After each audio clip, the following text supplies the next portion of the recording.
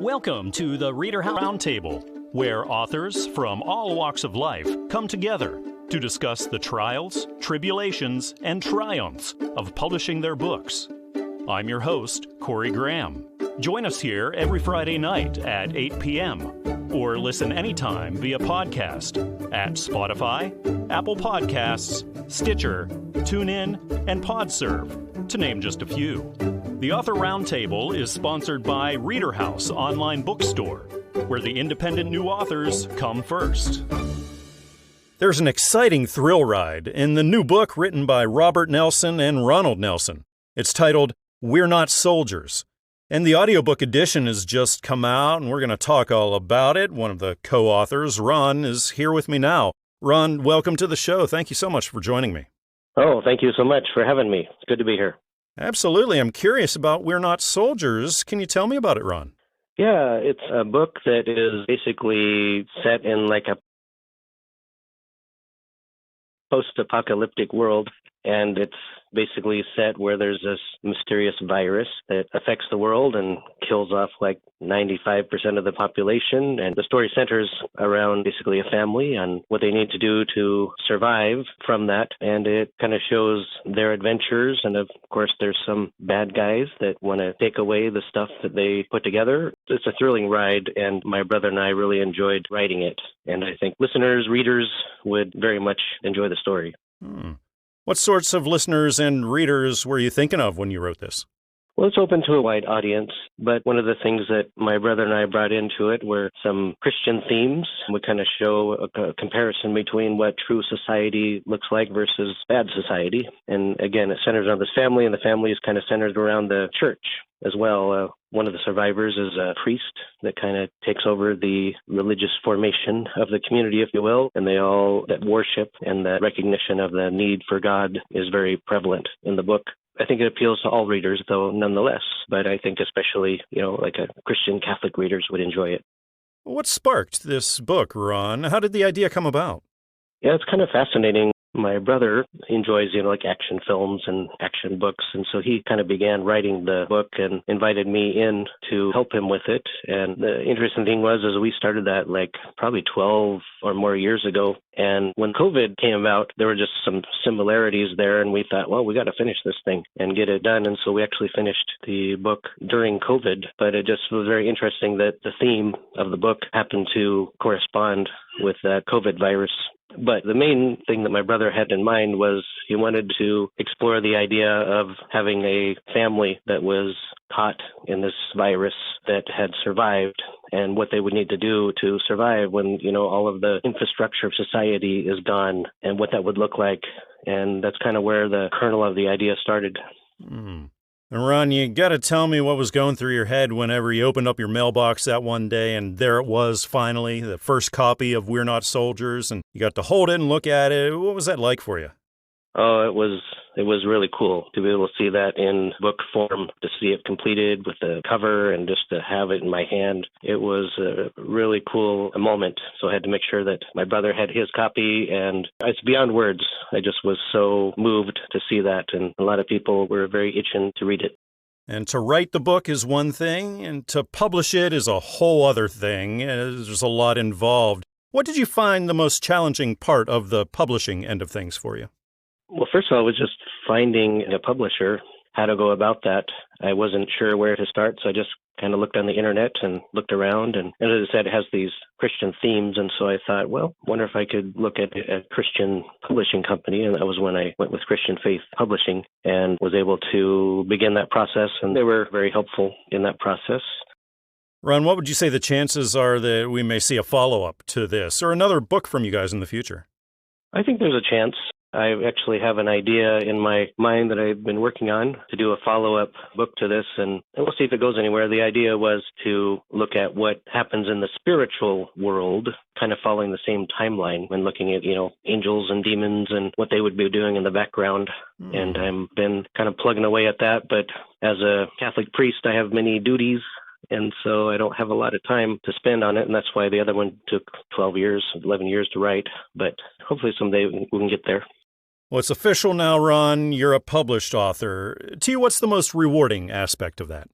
Just having something that you created to be out there for people to read. I think it's a pretty good story, and I think it does promote aspects of the faith. That was a big part of one of the reasons why I wanted to push forward with that. I think that faith aspect is an important part of life. I think readers and audiobook listeners are really going to love this. Again, the book is titled We're Not Soldiers. It's written by Robert Nelson and Ronald Nelson, and it's published by the Audiobook Network, so go where you usually go to get your audiobooks, and you'll find this, like Audible and iTunes and Amazon. Well, Ron, it's been really nice talking with you here tonight. Thank you so much for coming on the show. Thank you so much. Lavender Whiskers' Sacred Destiny. It's the new adorable book written by Susan Riggs, and I'm going to find out all about it here right now at the ReaderHouse Author Roundtable. Really happy that the author Susan is joining me. Susan, welcome to the show. Thanks for being here. Oh, thank you so much for having me. Absolutely. I'm curious to learn all about Lavender Whiskers' Sacred Destiny. Can you tell me about it, Susan? Yes, I have 2 book series. One is the series, it is Spiritual Gifts for Children. And this is the first book, and it's about Lavender bunny with lavender whiskers, who lives in the cutest little town of Tiramisu. It's a bunny town, and it's all bunny characters. And she has a spiritual gifting that is bestowed upon her by Jesus. And it's called a heart spark, and her heart lights up when she's healing. Because when she was a little baby bunny, she would hop over to anybody's house who was hurt or sick and get up under their chin and chin cuddle with them until they felt better. And they felt better faster than most other people, bunnies. Oh, I love this, Susan. What sorts of readers do you think would love this the most? Well, I'm hoping, 3 to 11 would enjoy the story. 5 to 10 would probably get it more. And I just think that I'm hoping that they connect with my character Lavender, because I want parents, families to nurture children's spiritual gifts and bring them awareness to their strengths and passions, because these are what are going to lead them in their lives, in their callings and their destinies. Susan, can you tell me what sparked this? How did you get the idea for Lavender Whisker and the story and everything? Okay, well, I wanted to leave a legacy. I wanted to reach as many children as I could, because I had it rough, with my spiritual giftings and with my life. I studied social and behavioral sciences for 6 years, and I was a life coach and a counselor, and I just wanted, and I worked with special needs kids for many years. So I have a special needs sister. So I really wanted to, how could I reach as many as possible? So I came up with, the character, and then the character, she just has so many options that she can, help kids understand these special things. When it comes to writing and publishing and all of that, Susan, you said you have 2 different series going on right now. Are you relatively new to the whole writing and publishing thing, or have you been doing this for a while? This is my first book that's been published, and the rest of it is all in the works. So yes, this is my, brand new to me, but I just keep writing, and I'm an illustrator too, so I illustrate my own books. So that takes the longer time, because once I get an idea, it just flows. It just goes pretty fast. So this didn't take you real long. Once you sat down, got started on it, it was a quick process for you. Well, the part of the writing, the story just, I feel like, God really comes through you and you don't even know you're writing anymore, one of those things. But then the illustrating, 20 pictures or 10, 15 pictures, and I paint and I use pens and with acrylics. And so all that takes 2 years. That took about 2 years. I bet. Well, the artwork sure is beautiful, Susan. Well done. Thank you. Now, when it came to the publishing end of things, once you handed the manuscript over, started the illustrations, there's a lot of other hoops you got to jump through to actually get this book out there. What did you find the most challenging part of the publishing process for you? The waiting. Actually, it was almost painless. My author assistant, he helped me with any questions. He was always there for me. And he just guided me through it like you are right now, just very beautiful and painless. Just the waiting and waiting for your first book to be put on your doorstep, And after all that waiting, it finally does show up on your doorstep, and you got to hold the physical copy of Lavender Whisker for the first time. Susan, what was that moment like for you? Happy tears. sorry. Just thinking about it now makes me just happy tears. Like I feel like I did something that meant something. Oh, I know this book is going to be a huge blessing to so many people. Again, the title is Lavender Whiskers, Sacred Destiny. This is written by Susan Riggs and is published by Covenant Books. So you can pick it up at Amazon or Barnes & Noble, iTunes, traditional brick-and-mortar stores, wherever you usually go to get your books. Susan, it's been really fantastic talking with you here tonight. Thanks again for coming on the show and telling me all about this. Thank you. You're so sweet. Author Gary L. Joralemon tells an unforgettable story in his new book titled The Stadium Steps. And we get to talk all about this here at the ReaderHouse Author Roundtable. Gary is sitting here with me. Gary, welcome to the show. Thanks for joining me tonight. Thank you. Thanks for having me. Absolutely. I'm very curious about the Stadium Steps and what readers are going to find here. Can you tell me about it, Gary? Yeah, it's a story of a probation officer. His name is Michael O'Shea. Lives in the fictional Central California town of Sarah, home to Cal Coastal University. And although those familiar with Central California will recognize San Luis Obispo and Cal Poly as the true location, he's raised by his mom and, oddly enough, his parish priest, Father Ignatius, who becomes his surrogate dad when Michael's father is killed in the line of duty as a police officer on Michael's first birthday. O'Shea grows up and he becomes an amateur boxer of some renown, working under the coaching of Father Iggy, who was once an amateur boxer himself. Later on in life, O'Shea suffers a traumatic brain injury from boxing and some on-duty related concussions, and has a stroke, a debilitating stroke, which places him in a rehabilitative facility. And once he gets there, pretty quickly realizes that things aren't as they seem, especially at night when two security officers who are quite serious criminals, one of whom O'Shea sent to prison, are really running the hospital. And that's where things get interesting. Gary, what sorts of readers do you think would be really into this? I think people that enjoy crime thrillers with a touch of humor, similar to maybe Carl Hyacin, are going to love the book. And I think anybody that enjoys really deep character development and, best of all, a very compelling and, I think, memorable ending are going to enjoy it. So, Gary, what sparked this book? Where did the idea come from? I love to read. And I've always noodled around in my head a story where good people are placed in a position where they believe the only way out of a problem is to act unethically and maybe even immorally. And I also wanted a character to be a probation officer, which was my profession for 33 years, to add some realism. So after about 10 years of constant writing, which was definitely a labor of love and oddly cathartic after 3 decades in law enforcement, I came up with the Stadium Steps.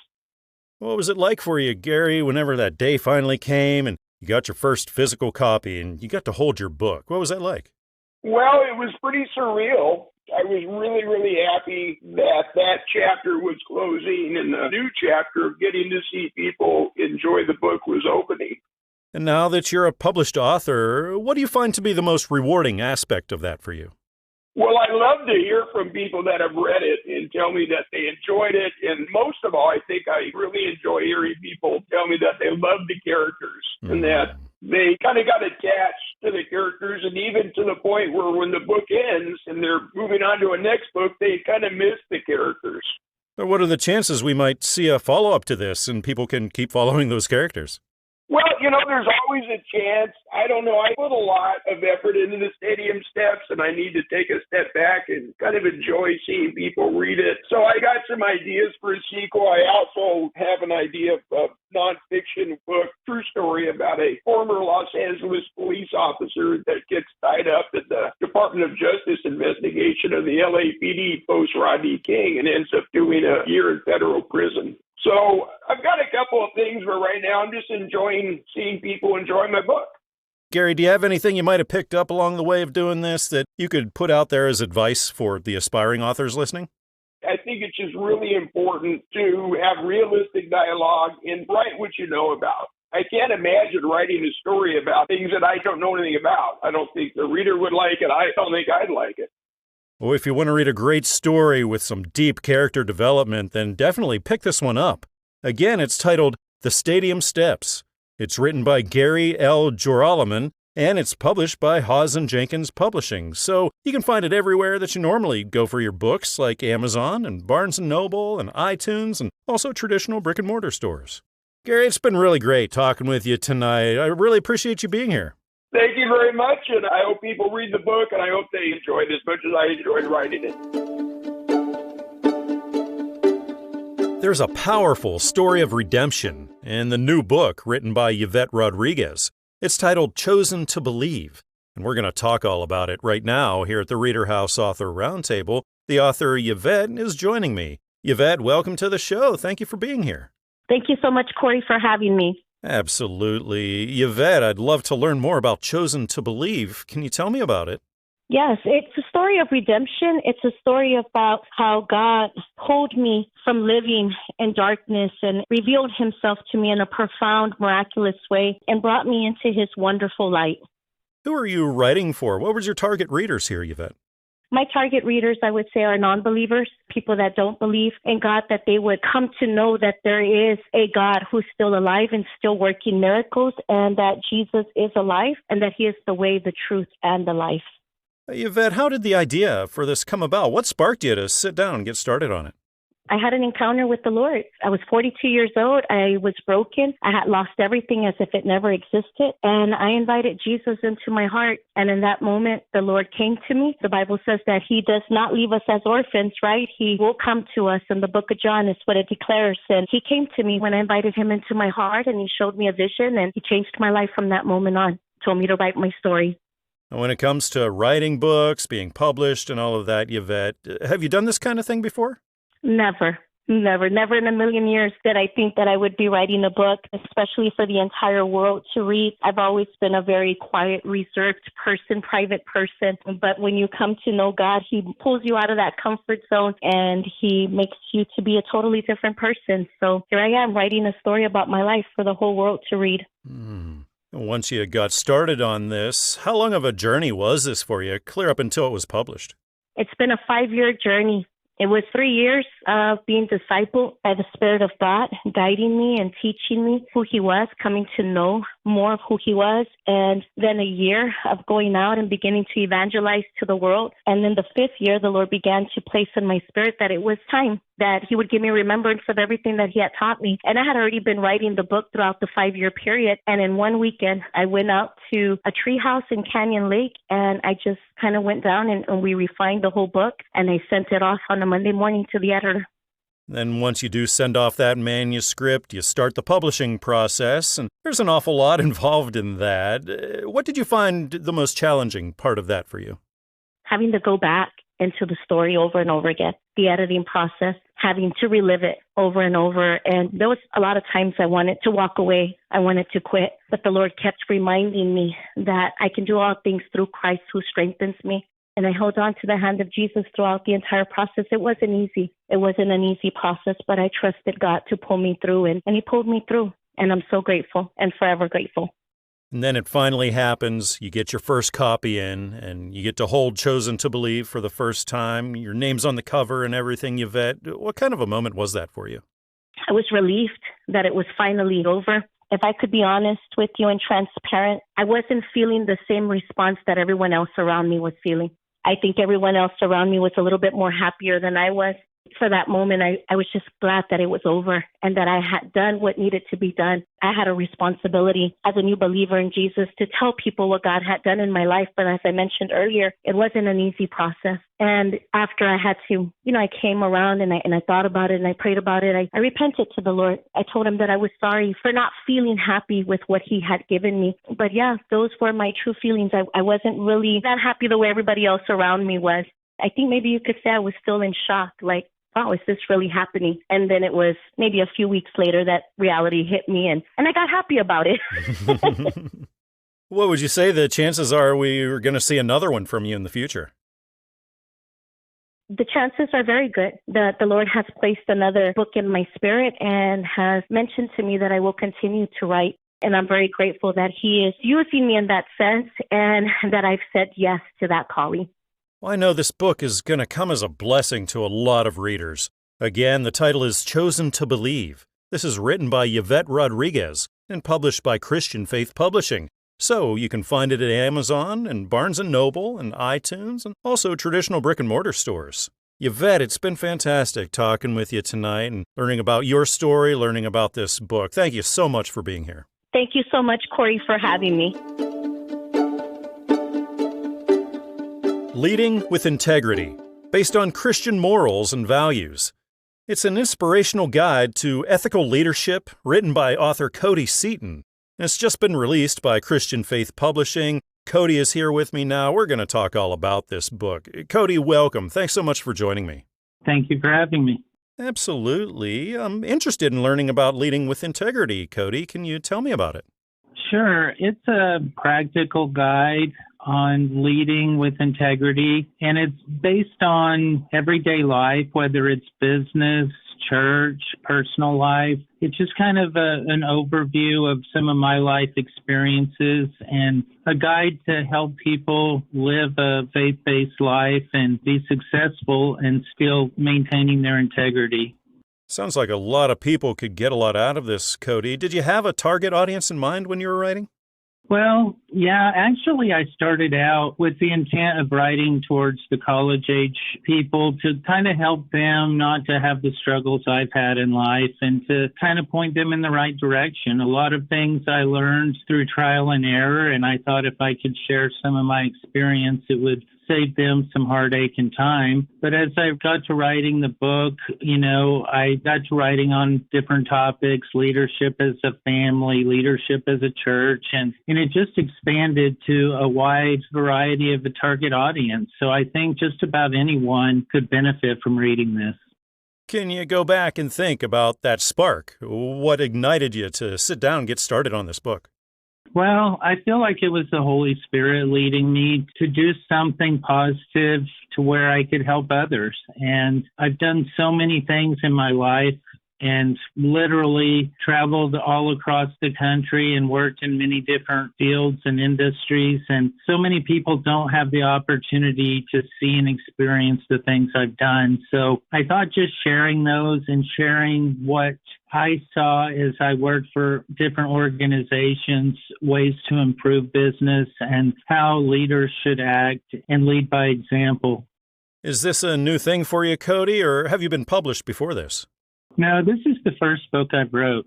Congratulations. How long of a journey was this for you from the time you started writing it clear up until it was published? Well, it probably took about a year and a half. Writing it didn't take that long. Took a little bit more time to get it edited and get the final details on everything, but it went very smooth. It was not as difficult as you would think. A lot of people are intimidated by the publishing process. There's so much involved. It sounds like things really went pretty smoothly for you, Cody. Was there anything along those lines that you found particularly challenging? Yeah, the editing part. I've never written a book or know anyone that's published a book, so lack of experience and expectation. So I ended up doing all of the editing myself, and so it took several weeks longer than I intended. And there is nothing like seeing that finished product, especially after all that time and work that you put into it. So, Cody, that day finally comes and you get your first copy of Leading with Integrity in the mail. You get to hold it. What was that day like for you? Very thankful. It was a relief, and I was very pleased that the end product turned out very good, and it's something I'm proud of and something I can share with my friends and family. What do you think the chances are that we're going to see more published by you in the future? I don't know. I'm really busy at work right now, so it'll probably be a few years before I decide to write something else, but it's a possibility. When you were sitting down to write this, Cody, did you have a bit of a routine to it? Maybe first thing in the morning you would write, or maybe you'd stay up late and write, or did you find yourself writing whenever you could find the time and felt that inspiration? Yeah, I pretty much tried to put in an hour after work every day. Just sit down and dedicate some quiet time to working on the book. I drew out my outline and decided the chapters in advance, and then would just sit down and write from memory and from things I've learned and experienced. I think a lot of people are going to get so much out of this book. Again, the title is Leading with Integrity, based on Christian morals and values. It's written by Cody Seaton and is published by Christian Faith Publishing. So pick it up at Amazon or Barnes & Noble or iTunes and also traditional brick-and-mortar stores. Well, Cody, it's been really great talking with you tonight. Thanks again for coming on the show and telling me all about this. Yes, sir. Thank you for having me on. The Adventures of Layla, the Lovable Dog. The story of her going to school. That's the name of the new book written by Stacy A Delaney, and it's a true story of a rescue dog. And we get to talk all about this book right now. Stacy is here with me. Stacy, welcome to the show. Thanks for joining me. And thank you so much for having me. Absolutely. I'm really curious about the Adventures of Layla, the Lovable Dog. Can you tell me what readers are going to find here? Well, this story is near and dear to my heart because I was an educator, and later in my career, when I was a principal, I brought Layla to school with me in real life. And so that's what inspired me to write this book about her. And, you know, we had some things happen at school that didn't make students feel so good. So I had a very understanding boss who said, sure, bring her to school. Why not? Because he knew how lovable she was. That's how it all happened. Very exciting. What ages of children do you think would be most into this? Into this book? Oh, probably preschool to elementary school children. When it comes to writing, publishing, everything like that, Stacy, are you new to this or do you have experience in it? Well, I'm new to writing, yes, but this is the third book in the Adventures of Layla. So new to this process, and it's a very exciting process, and I love sharing my books with people. How long does The Adventures of Layla, the Lovable Dog, take you to write and put through that whole publishing thing? Well, that's really difficult to qualify because, you know, I get an idea that pops into my head. And, you know, then I write a rough draft by hand. I don't use technology until I get the rough draft all set up. And then eventually, after I tweak it a few times, then I produce the story. So, yeah, it's really hard to quantify. Is writer's block ever a thing that pops up for you? No, because I have in my head 2 other stories, if not 3, about Layla. Oh, wow. That's fantastic. Yes. So they're up there. They just have to get on paper. So the publishing end of things, there's so much involved in that. Stacy, what did you find particularly challenging about that end of things? Well, I think the challenging part is it's all done through technology and back and forth with my publisher and whatnot, all through, you know, computer connections. So that part is challenging sometimes because you're not meeting with a person in person face to face. And I'm a face-to-face type of person, so. Well, then that moment when your first copy came in, it must have been a big one for you, Stacy. Finally get it after all that time and hard work. What was that like? It was so exciting, I have to say, to get this book in particular, because not only is it Layla going to school, but Layla goes to school to help students who are struggling with reading. Layla goes to school because I was a teacher for the deaf. And so in this story, it incorporates my character as being the teacher of the deaf and going in and help students, A, who are struggling with reading or who are struggling in the classroom or who need extra help in the classroom, who may be deaf or hard of hearing. This is the third in the series, you said. Do you have more planned ahead of this? I do. And you'll just have to wait and see what they are going to be. Layla does love her adventures, I have to say, because she goes with me everywhere I go. So if I want to go kayaking, guess what? Layla comes kayaking. And now that you're officially a published author, Stacy, what's the most rewarding aspect of that for you? I have to say, going and reading my book to children at our local public libraries and sharing her story with the children, and then I have a little activity that I do with the children after I read the books, and they make a little picture of Layla, and they get to take it with them if they don't want a book. So that's the exciting part for me, is sharing it. Well, I think readers are going to really love this book and the series. Again, this is titled The Adventures of Layla, the Lovable Dog, the story of her going to school. It's written by Stacy A Delaney and is published by Christian Faith Publishing, so you can find it everywhere, of course, like on Amazon and at Barnes & Noble, on iTunes, and also at traditional brick-and-mortar stores. Stacy, it's been wonderful talking with you tonight. Thank you so much for coming on the show. Thank you. Take care. There's a true love story in the new book by Patrick Wade, titled My Life with Dee, An Unexpected Love Story. And I get to find out more about this. The author, Patrick, is with me now. Patrick, welcome to the ReaderHouse Author Roundtable. I appreciate you being here. Thank you very much. Glad to be here. I'm glad to have you, and I'm excited to learn about My Life with Dee. Can you tell me all about it? Like I said, it's a love story. It's unexpected because I was previously married and got divorced and wound up meeting Dee, and it's the life path that we had from the time we met all the way up till the time she passed away. And what inspired you to write that story and publish it for the world? Well, like I said, we had a lot in common. We had a beautiful life, and I thought I would go ahead and write it as a memento to her, as well as a legacy to my kids. And what sorts of readers do you think would be really into My Life with Dee? Well, I think it's good for older folks to get into it knowing that they can find true love out there and be able to enjoy life a little better. And it's not the end of the world, you know. Have you done this kind of thing before, Patrick, writing, publishing, or is this your first time around?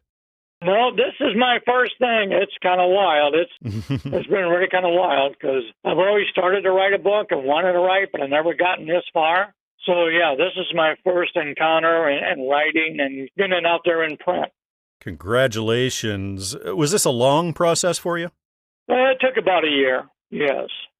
And then that day comes, and Patrick, you finally get your first copy in, and you got to hold My Life with Dee in your hands for the first time. What was that moment like for you? It was very exciting that I accomplished it, and I was able to see it in print and everything and look over and see all the things we've done and accomplished. Yeah, it was very heartfelt and warm and, just very exciting. And there's a lot involved when you get to the publishing end. Patrick, what did you find particularly challenging about that for you?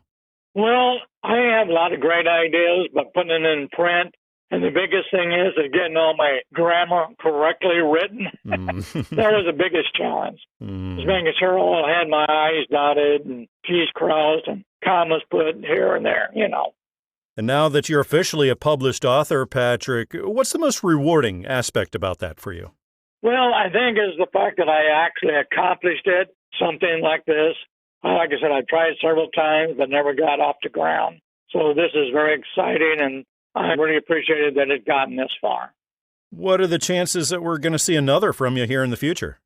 Well, hopefully now that I know how this works, I'm hoping to get another book. Like I said, I've started a couple of years ago. I may go back and entertain in doing those now. So we'll see. I'm hoping this won't be a one-book wonder.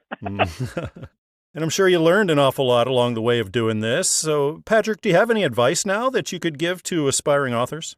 Well, the biggest thing I would say is write something that you know about and that you have passion for, and just make it an outline, and then just sit down and go through it. While you were writing My Life with Dee, was writer's block ever a thing you had to deal with? No, I think the biggest thing is I could have embellished more than what I did. I wasn't sure if it was too much or too less, so that was my biggest problem, is how much do I write about? And I'm looking at the cover. It's a great cover. It's really interesting. Can you tell me how that came together? Well, yes. You notice that there's a little book that says, Visit to a Small Planet. Well, this is about how I first met my wife. I was doing little theater down in Georgia, Warner Robins, Georgia, and got involved in this theater. And the play was called A Visit to a Small Planet.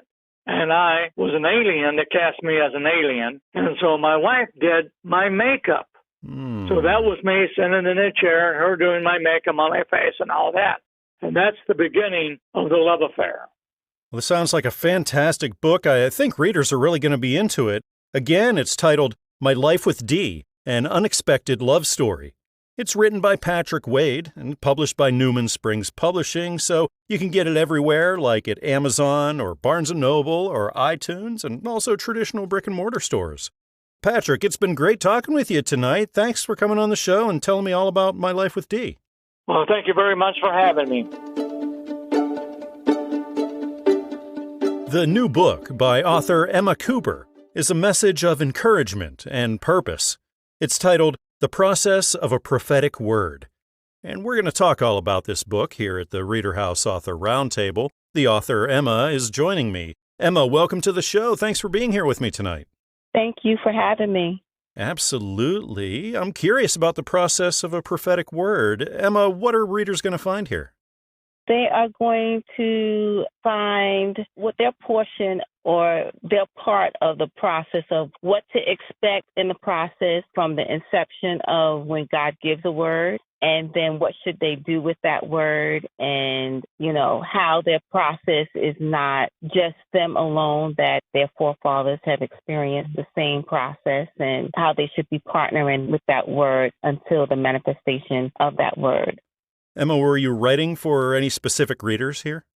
Anyone who has gotten a word from God and is believing for its manifestation. The book unfolded out of my own experience of having prophetic words and, questioning and wondering, how do I get to the end? How do I get this word to manifest? And so as I began to have my own journey with understanding the process, then I began to really kind of talk to others and realize that others had the same questions that I had concerning, well, what does it look like to partner with God? Well, am I just supposed to say I believe it and the word comes to pass, or what happens? And so I wrote the book answering those questions as far as that process.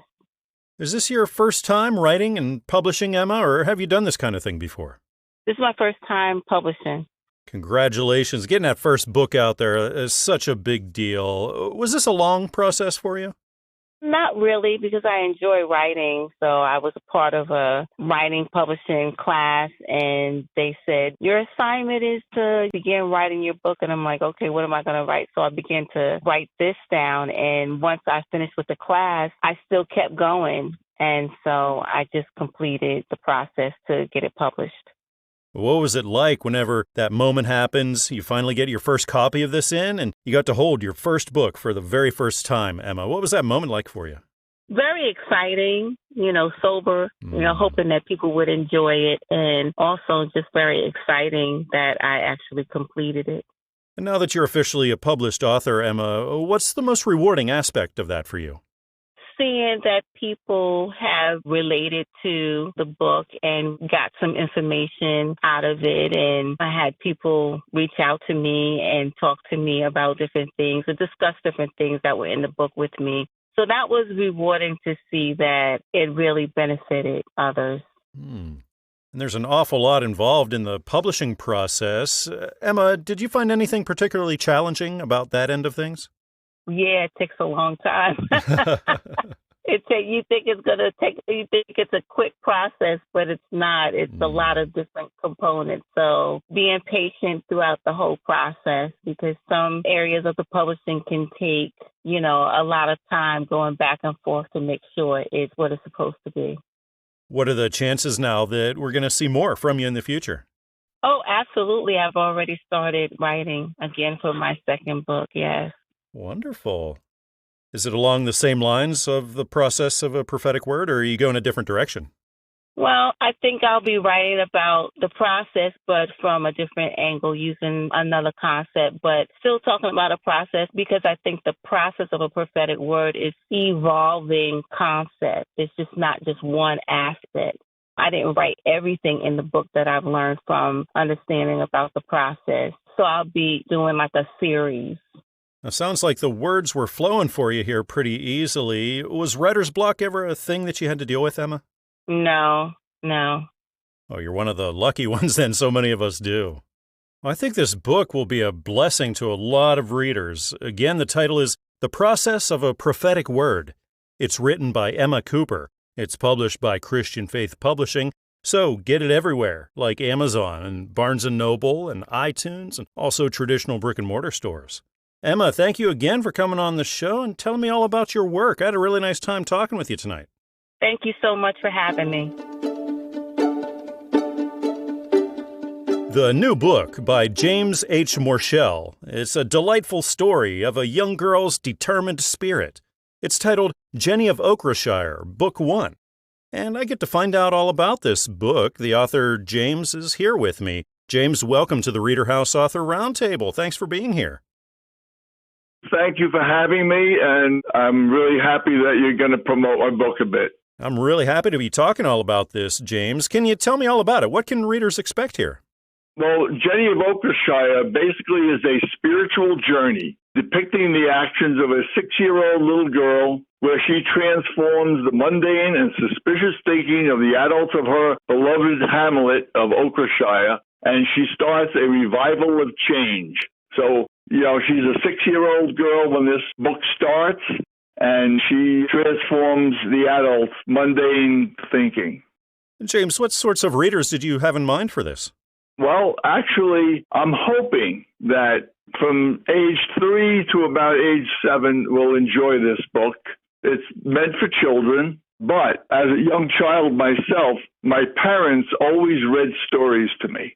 So that developed a beautiful bond between my mother and my father and myself.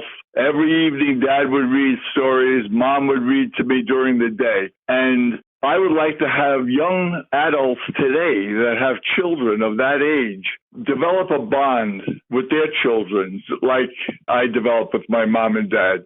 So that's one of the aspects of why I wrote the book. That's fantastic. How did you get the idea for this story? I have a Jenny of Okrashire right down here in Tennessee. My cousin, Jenny Kuehl, lives on a farm over in Gallatin, just north of Nashville. And she has a fairy garden, a very, very large fairy garden. And we were photographing butterflies. I'm a nature photographer for nearly 50 years. And Jenny took up this activity also. And she was stricken with cancer about 4 years ago. She's in remission now. And she started to develop making ornaments from okra. And she said, I need a name for my business, Jim. What do you think? And it popped into my head, Okrashire Ornaments, just like that.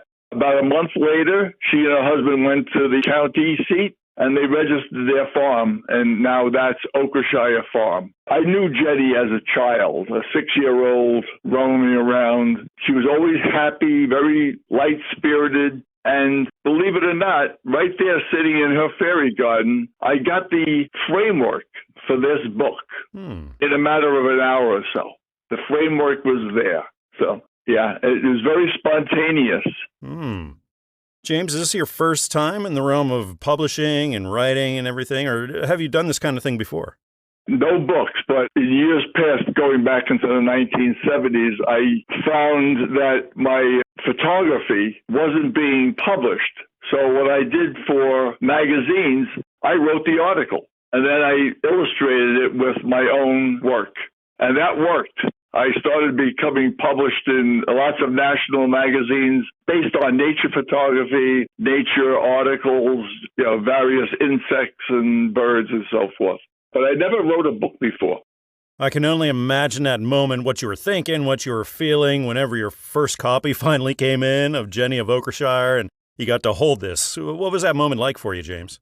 Kind of amazement. I couldn't believe when I saw the book come in with the pictures of the artwork and my name on it. When it came to the illustrations and getting those in line with your vision and what you wrote, was that a difficult process? Not that much. Being that I'm a photographer over 50-some-odd years of nature and so forth, I can envision what a scene looks like in my mind. And luckily, I have a way of conveying that to the artist group. It worked out quite smoothly, transforming the words to certain pictures and scenes. Well, I think children are going to love this. Again, the title is Jenny of Okrashire, Book 1. It's written by James H. Morchel and published by Christian Faith Publishing, so you can get it anywhere like on Amazon or at Barnes & Noble or on iTunes and also at traditional brick-and-mortar stores. James, it's been really nice talking with you tonight. Thanks again for being here. And thank you for having me. Author Diegon Kares has written a new book, and it's an encouraging message of the power of faith. It's titled The Other Side of Faith, My Story From Prison to the Pulpit, From Lost to Found. We're going to talk all about it. The author, Diegon, is here with me now. Diegon, welcome to the ReaderHouse Author Roundtable. Thanks for joining me. Thank you very much. Well, I'm excited to find out all about the other side of faith. Diegon, could you tell me about it? One of the main things I hope that people would find is that if a person makes a point and you don't agree with that person, ask them to explain themselves before you go against the person so we all could learn. So whatever I present in the book pertaining to faith and prayer, it may not be the same approach somebody else may have a bit better. Theirs might even be better than mine, but at least I get to hear their side also so we could put it together and come to a better understanding to better help other people. Were there certain readers that you had in mind for this? Actually, in the book, I said I was targeting 30% of Christians who read the Bible and 70% who don't read the Bible so they could get more benefits out of faith and out of prayer. But it's really for anyone who wants a miracle. Anyone wants a change of life. Because I went from being introverted, shy, I grew up with low self-esteem. I was teaching since I was 15, and that was a crash course in leadership. So I developed some bad habits along the way. I even got into alcoholism. So I grew up like not well. So even in my older age, now I got sober and everything for 30 years. I'm better now learning different things, getting rid of bad habits, putting new one, and then coming out with great results. Diegon, what was that spark that made you want to get started on this book? Where did the idea come from? One of the things was I started early in my life. I see miracles early in my life when no one was really there to really help me. So it was prayer. So I started studying from Cambridge in London when I was 15. I taught as a school teacher from 15 to 20. I worked in a bank on Wall Street for 20 years, same bank. But I was a functioning alcoholic from 20 to 40. And then I did 3 years in several prisons because of the alcoholism. Even though I worked in New York for 48 years, I still spent 3 times in prison because of the alcoholism. I responded, somebody set me up, and instead of calling the police, as we said in East New York in my day, I stepped to my business. Then I had a dream and God told me, don't take the 5-year probation, go to prison and study my word. So because I was spiritually connecting to God as what I believe and lined up with the Bible, instead of taking the 5-year probation, I decided to go to prison and do this adventure, which I did. And now I'm 30 years sober, workshop instructor, substance abuse counselor, pastor. And one of the great things is I'm still willing to learn a lot of stuff. There's a lot of things to learn. But as you said, the spark was, one of the main spark was about, I used to work for this company downtown Brooklyn. And this young lady asked me one day, I was at the bottom of the bottom with financial. I owed too much money taking care of my mom for 20 years. So I was spending so much money on my car and other expenses. And this young lady said to me, do you have overdraft? I said, yes, because I don't carry credit cards. She said, my husband and I want to help you. This happened to someone I never really discussed my business. And she might have a little idea, but not to that extent. And she decided, my husband and I want to help you because we don't like banks and we don't like overdraft. How does that happen when I didn't tell you my business? It's like a miracle. And that really got me to start to put things on paper. What do you think the chances are, Diegon, that we're going to see more books from you in the future? I'll have to see how this one panned out first because I wouldn't want to write another book and then it didn't go anywhere. And I don't have the money to finish another one right now anyway, but I'm expecting another check from a place. So it's all part of the magic. But I would like to write short stories next time, not necessarily a book, just short for different things that could really help people. Because some people don't want to read a whole book. They just want to get the idea, oh, this is how it's done. This is how it's done, as opposed to giving them a big, long thing to read to get an idea. Most people have genius in there, most people, but it's to get, as you say, spark the match for them, get them looking. Well, this book has a great story. I think it's going to be a real blessing. Again, it's titled The Other Side of Faith, My Story, From Prison to the Pulpit, From Lost to Found.